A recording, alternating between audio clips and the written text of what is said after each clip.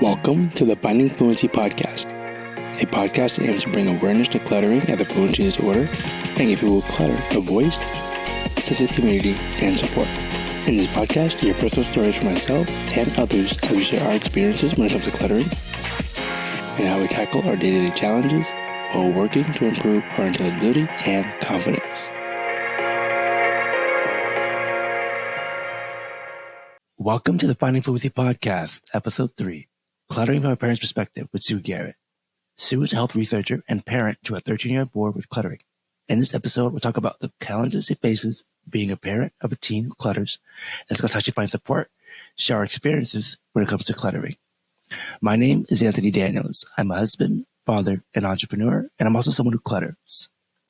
And so, Sue, thank you for taking the time to join me today. How are you? I'm good, thanks. I'm very excited. Well, thank you. I'm excited to get into talking to you as well. And could you, by starters, could you introduce yourself and kind of tell our listeners where you're located? Sure. So in New Zealand, we say kia ora koutou, which is Māori, and it means hello to everybody.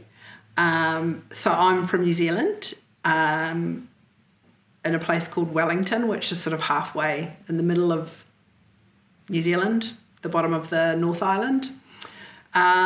We've got a bit of a time zone thing going on here. So we're 17 hours ahead of where Anthony is. So, it's quite interesting. It's definitely an interesting time difference. When you told me you're in New Zealand, I was like, oh my goodness. Did you know where it was? No, I had to look it up. Well, that's interesting. Well, thank you again for taking the time to speak with me this my evening, your afternoon. Yes. All right. And so for the next segment, Sue, I just want to go ahead and ask you some questions for you being a parent with someone who clutters. And so being a parent of a child who clutters, what did you first notice about his speech before he was professionally diagnosed? So when he was around 8 years old, he started to, what I call, it felt like he wasn't enunciating his words properly. And so I used to say to him, you need to speak a bit clearer. Can you just enunciate, say the full word properly so I can understand what you're saying? And also around the same time, I remember talking to his teacher and saying, do you notice that you can't understand what he says sometimes? And the teacher said, no, everything's fine. And I think the issue was that he's quite a shy kid, and so he doesn't talk a lot. And when he was talking to the teacher, it was just a couple of sentences, and he managed to, slow down or just talk clearly because he was nervous probably, wasn't feeling 100% comfortable. I could relate to that. I mean, being a kid, I was shy as well. And so I didn't speak a lot. And so kind of, I think before our episode, I mentioned to you as well that I was diagnosed with ADP, auditory processing disorder, APD, sorry. And so for me, when I had went through school, my parents were speaking to my teachers, and they put me in speech therapy, but it wasn't for cluttering. It was more for enunciating my words, which I feel like I was doing at the time, but I didn't get any complaint from my teachers. And so that's kind of very interesting. So similar. Yeah. Yes. And I think I asked the teacher the next year as well, and she was like, no, I understand him perfectly. Okay. And so what led you to, I mean, obviously, wanting him to enunciate and speak clearer, but so how did he take that? How did he do with it? He said that we just had poor hearing. He thought he was fine, and didn't know what we were on about. Yeah. Which I know is quite typical for clutterers to not know that they're cluttering. Yeah. I can't explain it. It's no idea. I can go through a full blown conversation, I have no idea. Then all of a sudden, 10 minutes later, I go, did they understand what I said? But the afterthought. And so before the professional diagnosis, how did you find information? Well, to be honest, we had him diagnosed last year. This really random thing happened where he rang me on my cell phone and asked me to get something for him. I said, oh, what do you want? And he said, those things that go on a torch. And I said, oh, batteries. And he goes, yeah. And it really freaked me out. And I came home and I talked to my partner and I said, why did he not know the word for batteries? Why did he have to say, and I was like, what is going on? And with the way he talked, and sometimes he really didn't understand conversations that well, like he sort of ended up getting the wrong end of the stick. So at that point, both of us, my partner and I, sat down and did some Googling. And I had actually Googled before, child doesn't enunciate words properly. And I'd never come across anything helpful. And then for some reason, I think my partner used some different search terms like talking too fast, I think, was it? And then he came across cluttering. And he started reading the list of symptoms, and it was that eureka moment. And we both looked at the list of symptoms and we were like, this is him. Oh my God, why? This has been going on for 4 years and no one has said anything and no one knows. And yeah. Wow. So just by searching Google, typing in words, you found it. And what was really, I don't know if I should say frustrating, we've got really good family friends and the guy is a speech therapist and he spent a lot of time around my son. And as soon as we Googled this, found cluttering, I messaged this friend and I said, I really need to talk to you. I think my son has cluttering. And he said, oh, I'd be very surprised. It's very rare. I've never noticed anything. So we met up and had a chat and I described some of the things that we'd noticed. And he said, okay, well, I'll do an assessment. And then by accident, I think we were around at his place and my son said a couple of sentences off the cuff. And he said, my God, you were right. He's a clutterer. But he'd known him for years and hadn't, because he never talks that much, I think he just hadn't picked up. And he said, no, you were right, definitely. Yeah. And so we went from there. Oh my goodness. But that must have felt like a good, like a weight lifted off your shoulders. Oh, thank God, we know what it is. And actually the speech therapist has agreed that that's what it is. And yay. Oh my goodness. That's nuts. Wow. And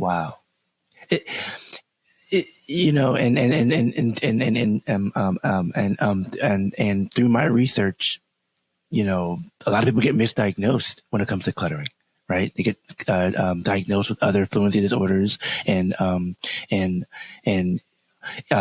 it's funny how I found out I was diagnosed. I was diagnosed last year also, but how I got diagnosed was I was starting another podcast, and so I was like, hey, I've done speech therapy, my entire life. Why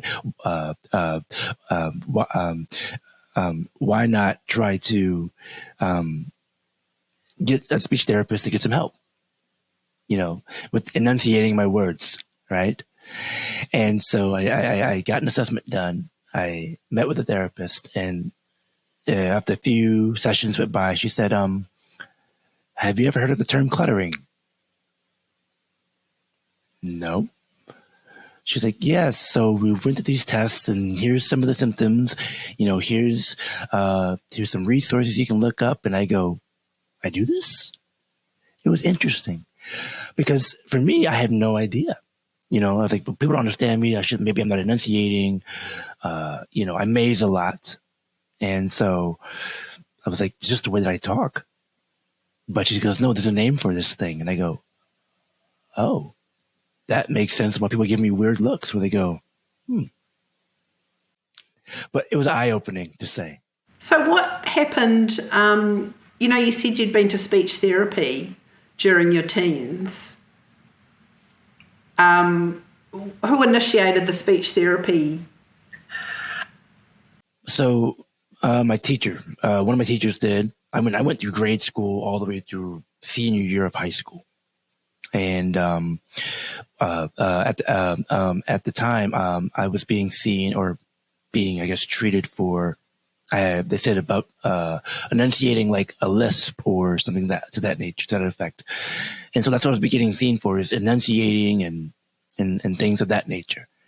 I mean, from grade school all the way to high school, it was the same situation.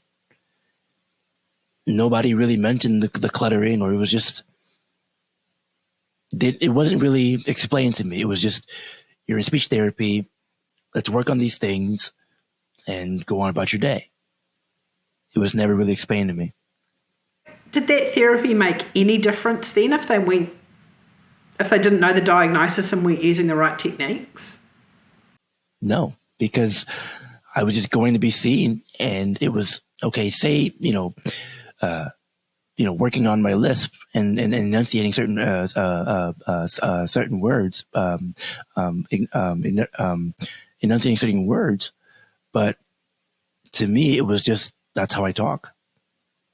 Okay, I might mispronounce a word with an S or what have you, but it was never just, oh, you clutter, you speak too fast. I mean, I've always heard you mumble, or, you don't enunciate, or, I have no idea what you said, but never did cluttering ever pop up. So I thought it was interesting. How old are you now? I mean, how old were you when you were diagnosed? 32. Man. So how did you get through your 20s and high school and... Scraping by, just going through, and that's the eye-opening thing, is that I had no idea. As you learn to adapt and you learn to just make, I guess, adjustments, if you will. One of the memorable moments I've had, I told my speech therapist, I told my speech therapist, I said, hey, I had a business call off the cuff, because that's when I clutter the most, is random conversation. And I had called the prospective client, and it goes to voicemail. And oh my goodness, I rambled on that voicemail, and I cluttered so bad, and I said, oh my goodness, it was embarrassing. And she goes, I think there's a way you can delete voicemails. Well, I say, well, that's kind of late. But that's the thing, and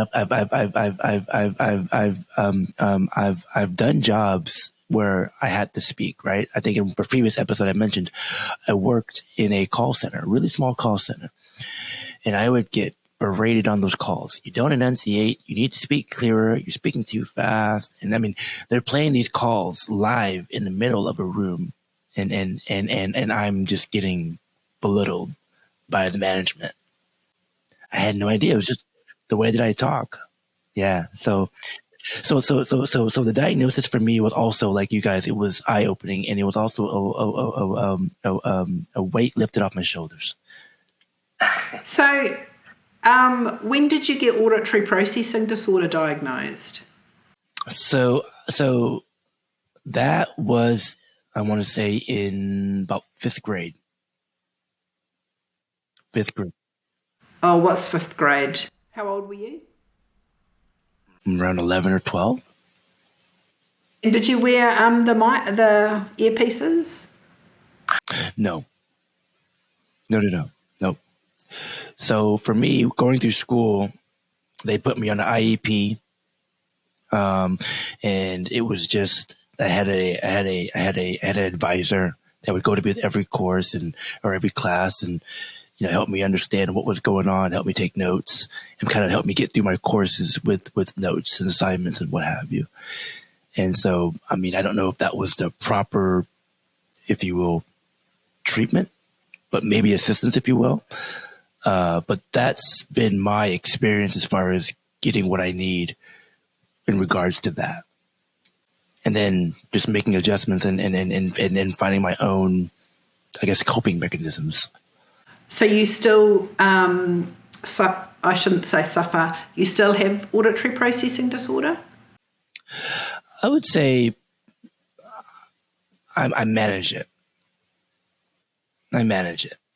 I mean, I'm in my 30s now, and so it's just everything I've gone through is just I've found my own workarounds, if you will. And so it's just it's become the norm for me. It's become normal to kind of just if I mess up or if I mishear something or loud environments, for me, background noise is super challenging. So that's one area for me where I struggle a lot. So, how you said you did the call centre job. After that, did you decide that a job where you talked a lot was probably not the way to go, or? Maybe not a call center. So, I mean, I've tried various different jobs, but I mean, at the end of the day, I mean, I didn't have the knowledge I have now. And so it was just, well, I'll find another job to where I can do other things. Well, it's just, I'd had to speak at a job, but there were literally job interviews. There were literally job interviews where I didn't get the job because I couldn't, I was told my communication skills weren't good enough. So, how do you can't go through life by, well, I can't do this. You have to figure something out. Yeah. And I think that's the thing. Someone posted in our group that, they want to stay away from certain jobs where they have to not talk a lot. It's like you can't avoid that. You're going to have to talk to people and you're going to have to interact. So it's kind of, if you can find coping skills, if you can find treatment, that's going to be a best option. Is to find a therapist, an SLP, and find exercises that you can do to help you.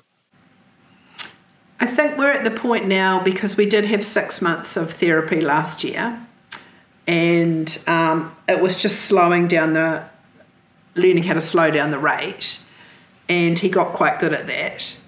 But I think he's sort of forgotten it all, and he's back into denial that it's not a problem, because he's off to college next year, high school, I think you might call it. And I said, would be good if we met up with the learning support people and we'll just talk about your auditory processing and your cluttering. And he said, but cluttering, it's not a problem. I said, what do you mean? He goes, well, it's fine. They don't need to know about that. It doesn't affect me. I'm like, what if you had to give a speech in front of the class? Oh, no, that'd be fine. So we're at the point now where we've left therapy and we don't do anything at the moment.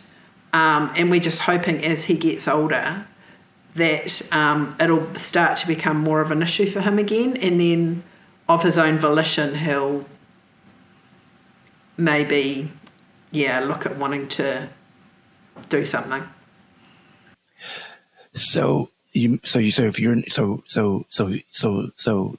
therapy has stopped, and so I guess have you found any helpful tips that help him communicate when he is cluttering? So he, at home, we just let him go. We just let him clutter. Often we will, I think I picked this up on one of Kathleen Scaler Scott's podcasts.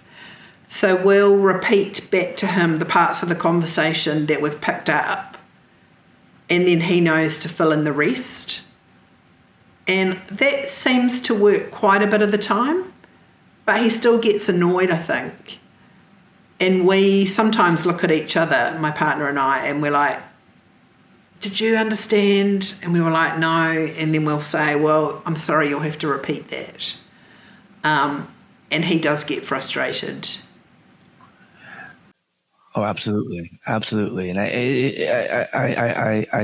think it can get frustrating on both ends, right? We're unaware that we're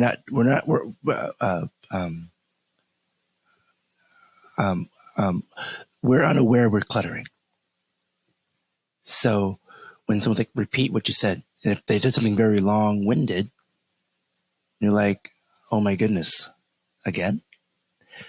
But I think it's mentally exhausting to where I have to monitor, as a clutter would say, hey, my speech rate, what I'm saying, how I'm saying things.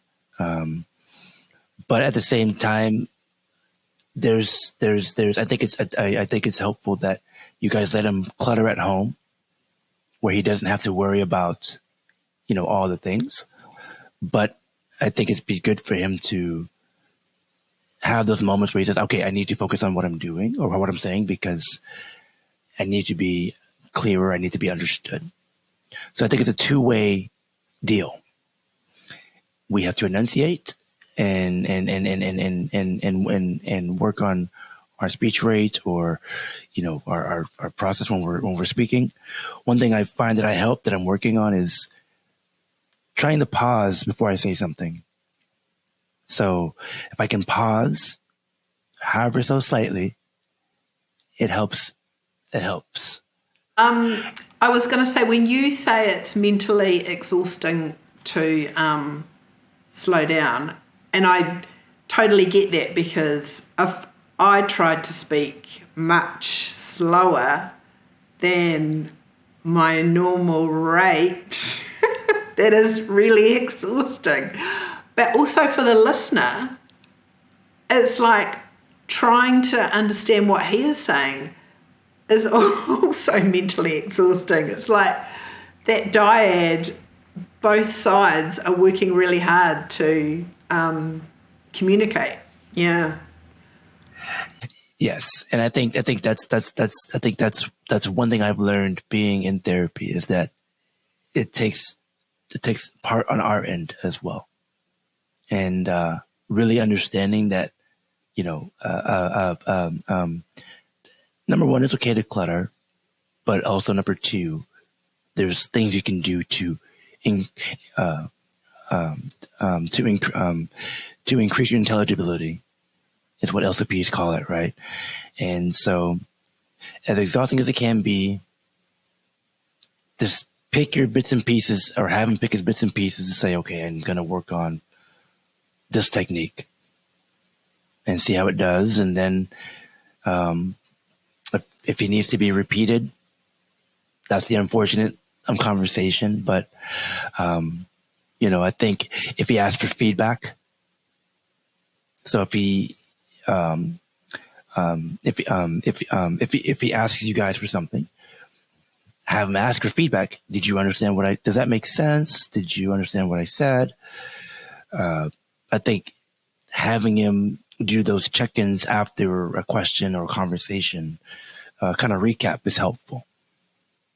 That's what I found. That's what I found helpful in my particular therapy for my personal coping mechanism or technique. How do your wife and children manage with you at home? Because they don't expect you to slow your rate at home, do they? No. I think my wife is she'll tell me at times, hey, I have no idea what you said. Or she just, okay. Right. And I mean, we've been married for almost 10 years. And so she's used to how I talk. So she's adapted in her mind to just, okay, I got it. Or she feels it, or she knows. Because like your son, I have moments where I'm like, can you get the whatever that is?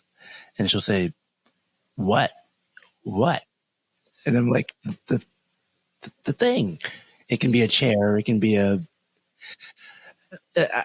don't know what it is. Like I know the word, it's there, but it's in my brain. It's just trying to find it, and it's there, but I can't get it there yet, right? So my wife, I think she does let me know, hey, that was a little fast. Maybe repeat that, or she'll just go, I have no idea what you said. Text me, right? That's a good one. I've heard, I was reading somewhere about some sort of app that repeats, like you talk into it and it repeats back to you with a delay. Oh, okay.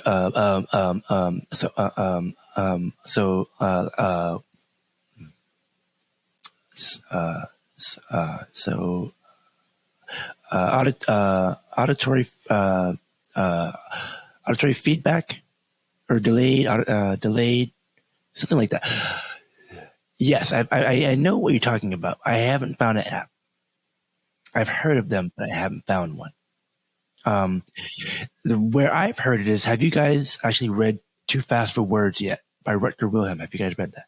Okay, that's where I've heard it, and I've been looking for one, and so I can use it myself, but I haven't been able to find one. So if you find one, please let me know, because I've been looking. I like it was something that the SLPs were using with cluttering, people with cluttering. Not in New Zealand because we're so far behind, but yeah, I'll refresh my memory as to where I saw it because I wondered about that sort of thing.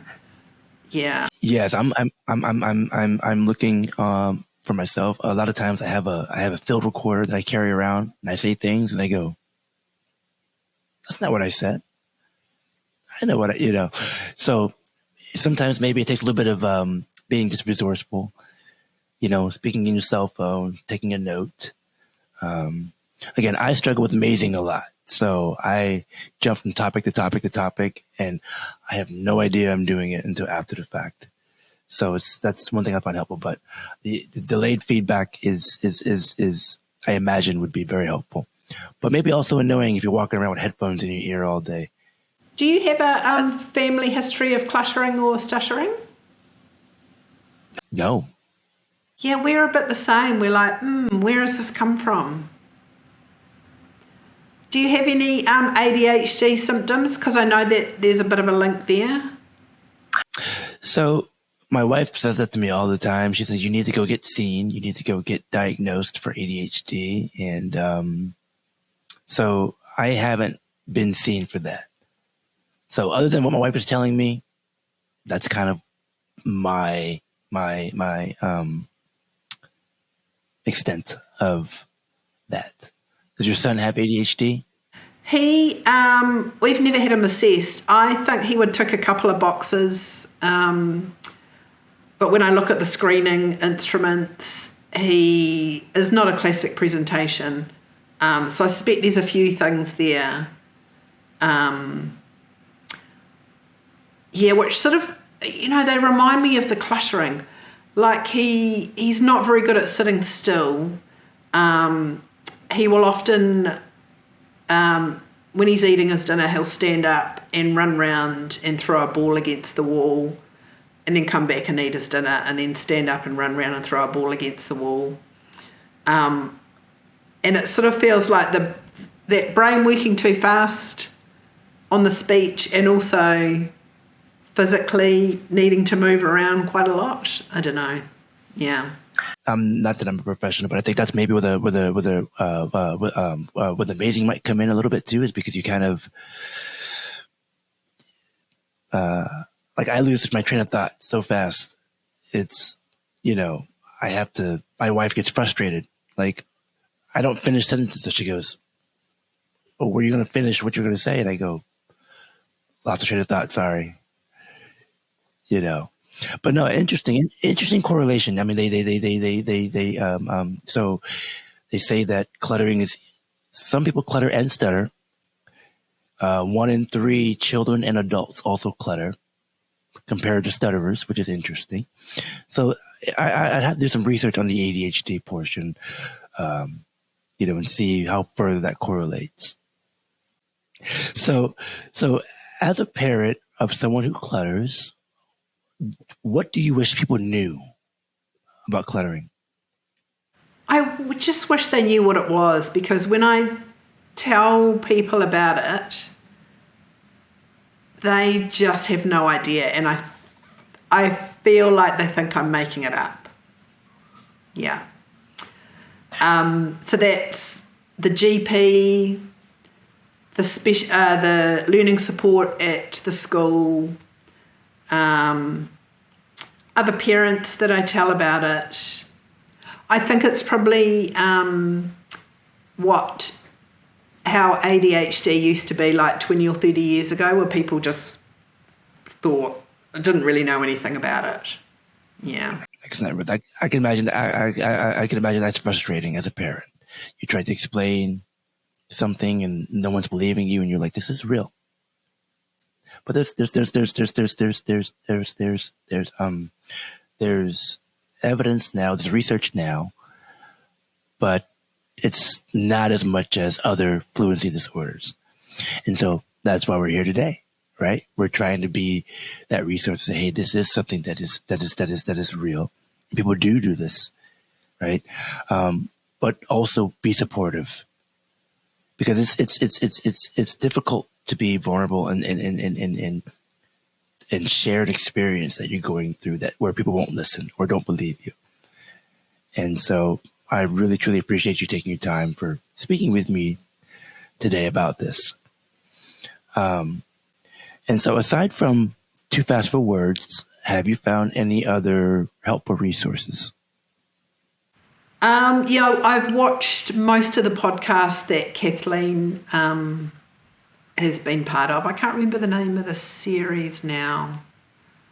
I also it was a school mum that I knew previously, but my son's speech therapist said to me, "Oh, so-and-so, she has cluttering, so if you want to talk to her, then, she might be good." So I ended up talking with her, but it's really hard to find other clutterers in New Zealand. In fact, just by chance, hoping that I might find someone, I set up something on Facebook, like a New Zealand cluttering support group. Yeah, it has 2 members, myself and my partner.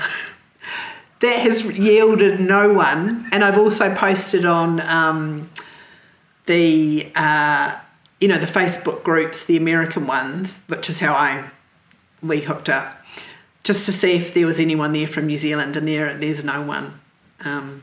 Really? Wow. So it's like, well, obviously no one in New Zealand clutters apart from my son and this other woman I know. I can imagine that's frustrating, and I think that's the thing is kind of branching out in other parts of the world or what have you, and utilizing that. Have you seen Joseph Dewey's YouTube channel? Oh, now Joseph Dewey, I think I did watch one of his podcasts.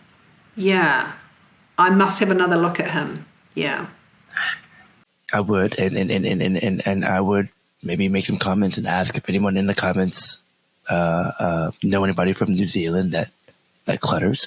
I would ask if they clutter, because in the comments, people are looking for information. They're looking for support. They're looking for information. And so, I think it's just taking some digging to kind of plant the seed and see if, hey, there are other people from parts of the world. And maybe in New Zealand, it might come up a little bit later, but building your own little resource would further be helpful? Speaking to other clutterers as well. In fact, because I'm a health researcher, I've just put in some funding this year, or some funding applications to do some cluttering research. So, Wow. Yeah, I hooked up with a couple of speech therapists in Auckland who have an interest in cluttering. So we've put an application in to recruit 15 to 20 people with cluttering, and we'll do it through the New Zealand Speech Therapy Network and interview them and hopefully build some sort of resource or based on what would help the community. Organise some resources or a support page or I don't know what.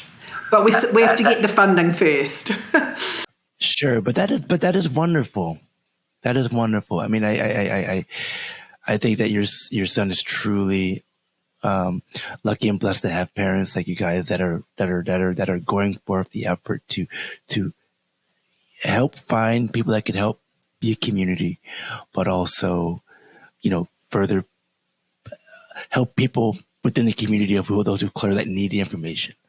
So I think that's wonderful, and I hope that I hope that turns out to be something.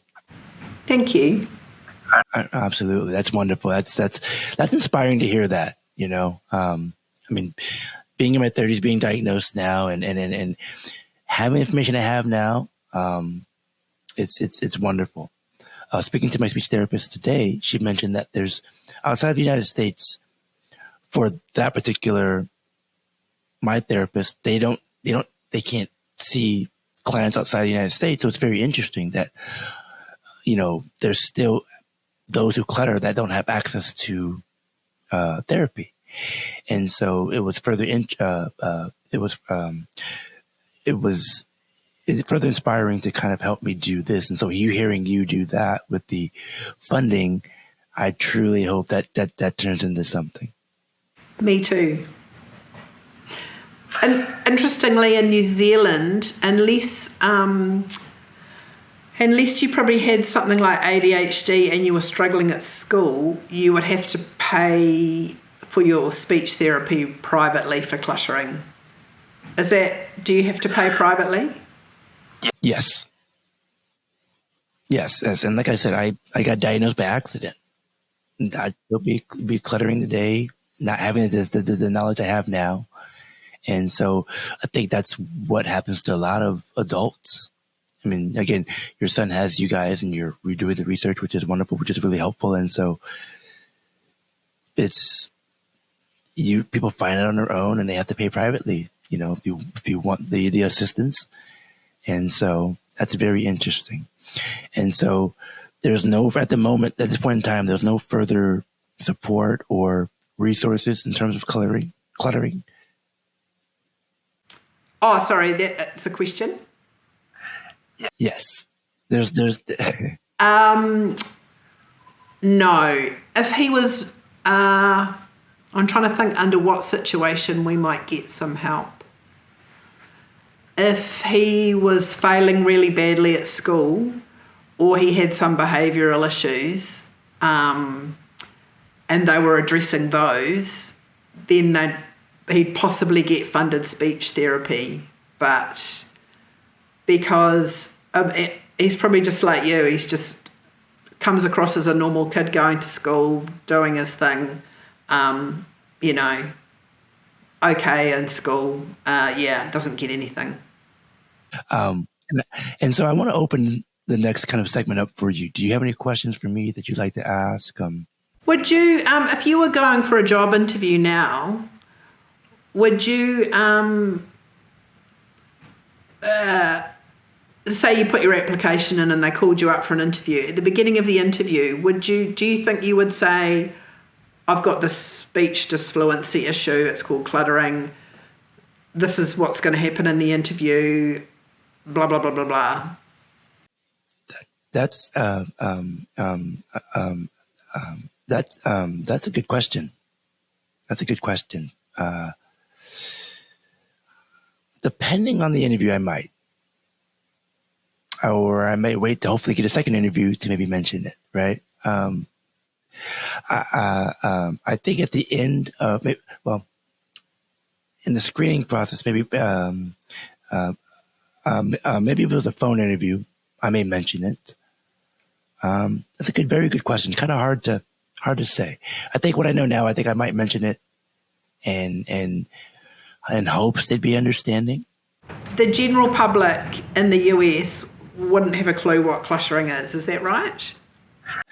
For the most part, yes. Mm-hmm. Yeah, yeah. I mean, it's still it's less known than stuttering, and so I don't know. I mean, I think depending upon the particular situation, I think I might mention it. Depending upon filling out the interview, if I have a good rapport with the person, then I might go ahead and do that. But if I'm like, hey, let's maybe hopefully get to the second round, I might mention it then. Good question. And then, how were things for you through high school? Did you struggle? Did you do okay? Do you think the cluttering got in the way, or? I think I got by. I mean, I did well. I worked hard, but I think it was. I mean, it was especially high school. High school, I was more concerned on just trying to get good grades so I can play sports, right? I think for me, I'm sure it got in the way to some degree, right? In making friends and stuff like that. I think with teachers, I would usually talk to them after class.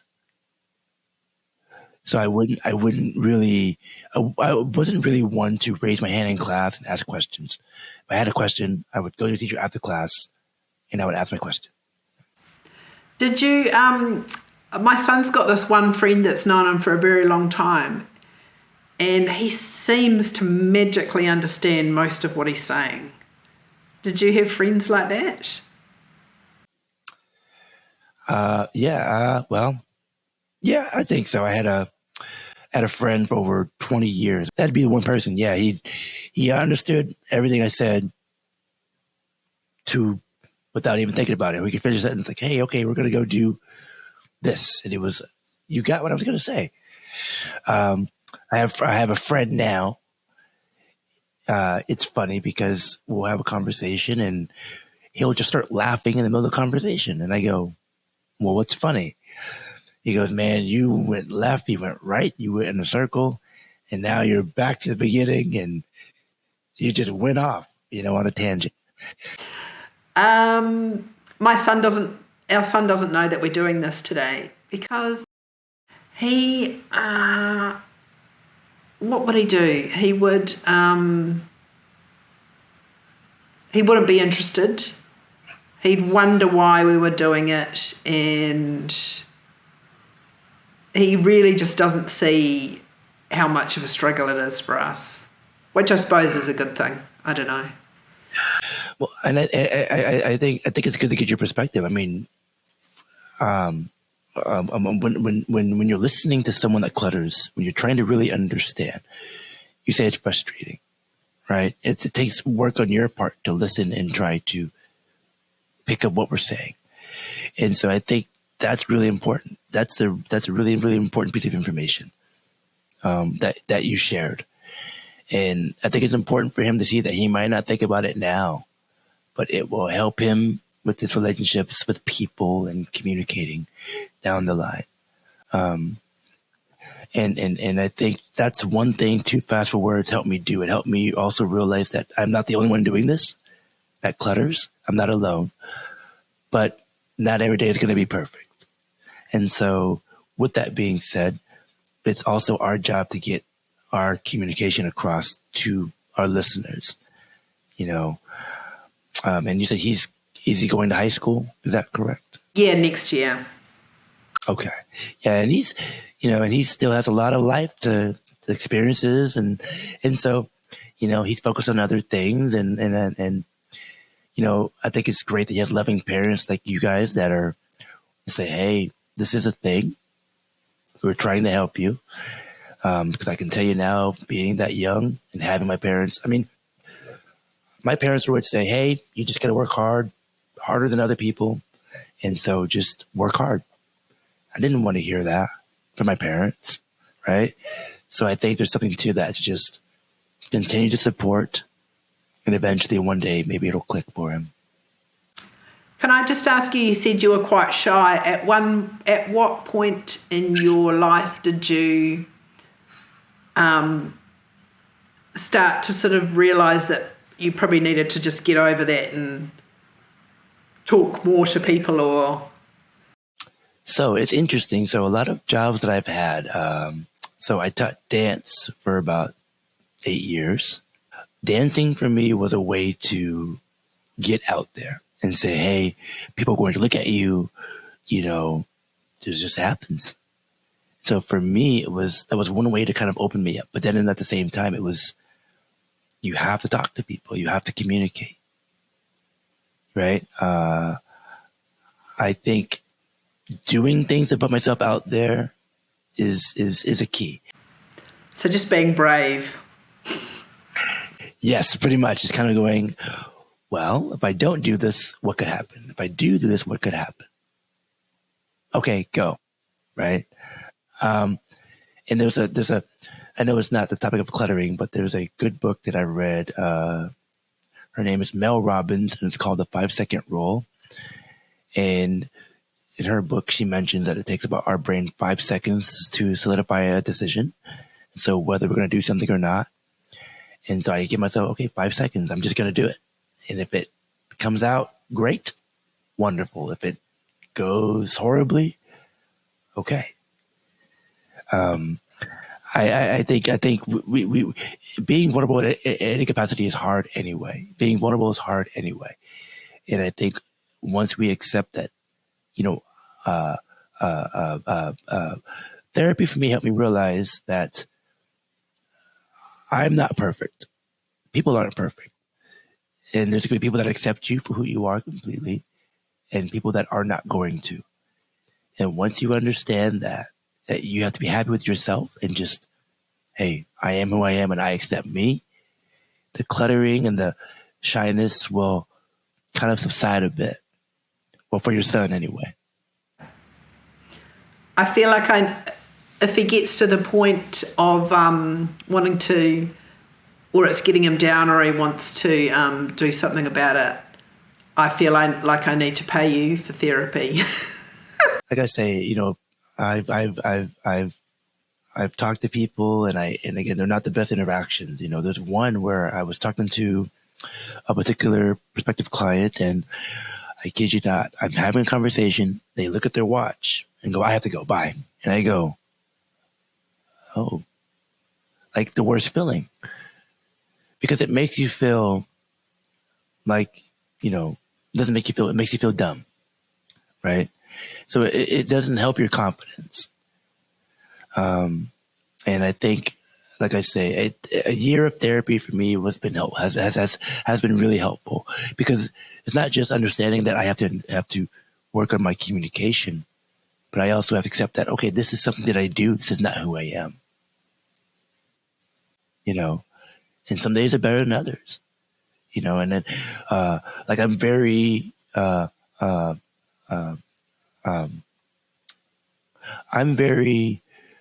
can't think of the word. I'm very, like I notice people's facial expressions. I notice people's facial expressions. I'm very keen on that. And so when I am speaking to people, when their face change, that notes to me, say, oh, something's not right. Right. I'm very sensitive is the word. And so I noticed that, but I used to take it very personal. And sometimes I do, but sometimes it's like, hey, I didn't do something right on my end. What was it? Right. And so I think it's just accepting ourselves, and your son will come to that. I think it's just, hey, you're going to be who you're going to be, and you are a great person. Even if you clutter or your message doesn't come clear, it happens. Right. And, but at the end of the day, you're still a great person. You're still a person that has something of value, whether you're a teenager, you're an adult, you know, we're still someone worth it of being listened to, I think is the thing. You know, for every one bad interaction, there's going to be at least 10 good interactions. So the small good wins, count those. You know, I'll have conversations like even right now, like even now on the podcast. This is probably the best that I've felt speaking and clear all week. So going through this for me, and I had my talk with my therapist today, and it was my last session, and she said, "Hey, you know, utilize this podcast to be like your exercises, right? You're being a resource at the same time, but you can monitor your speech rate, your all the things we've talked about, everything we worked about. This is a way for you to also do that. So you might be stopping therapy, say talking to a professional, but you're talking to people, which is what you do. So I think that's the thing is it's perspective. I'd be very happy if he ended up being able to talk as clearly as you have for the last 52 minutes. That would be amazing. I think it's just work. You know, it's just I'm trying to make as I'm speaking with you. I'm doing a lot, trying to process, trying to put it into order, and it's just it's a goal, right? And I think he is young, that he's just, hey, my brain's everywhere else. I'm worried about this. But eventually he'll grow into saying, okay, I have to focus on my cluttering. And, just give him time to be patient, right? As someone who clutters, I wish people knew that, to be patient. Right? That it is frustrating to have to repeat yourself, but also at the same time, we may not always be aware. But if people make us aware and say, hey, I'm sorry, could you please say that again? It's helpful. So if people were to tell us, hey, I'm sorry, I didn't catch that, or we have accountability, I would find it helpful. I can see how hard you have been working for the last 54 minutes. I don't know, I can't pinpoint what it is, but I think I can just see the effort that you put in to be speaking that clearly. Yeah. Yes.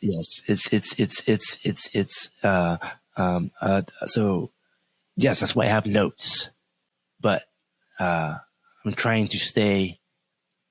I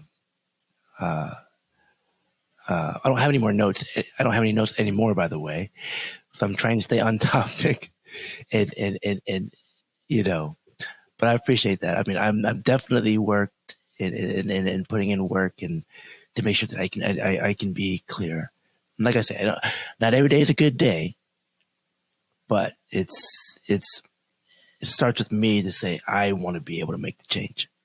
You think the bad days are just tired and distracted, or? I would say maybe being distracted would be a key factor for my cluttering. Stress would be one of those.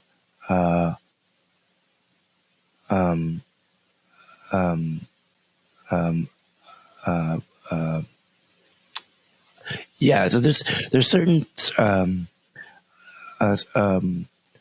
there's certain things I know that might trigger my cluttering more than others. Spontaneous speech is one of those, but also stress, I've noticed, is one. Yeah. I truly want to thank you for taking the time truly, and providing a parent's perspective. I mean, it's awesome. And, you're going to give so many parents that are going through what you're going through hope as well as information. So I do want to thank you again for that. And so, Sue, I do want to thank you for taking your time to speak with me today, and share your parents' perspective on cluttering. And for those of you that are listening now, you can listen to the Finding Fluency Podcast on Spotify, Google Play Store, as well as watch it on YouTube. My name is Anthony Daniels. I'm the host. And until then, I'll see you all in the next episodes.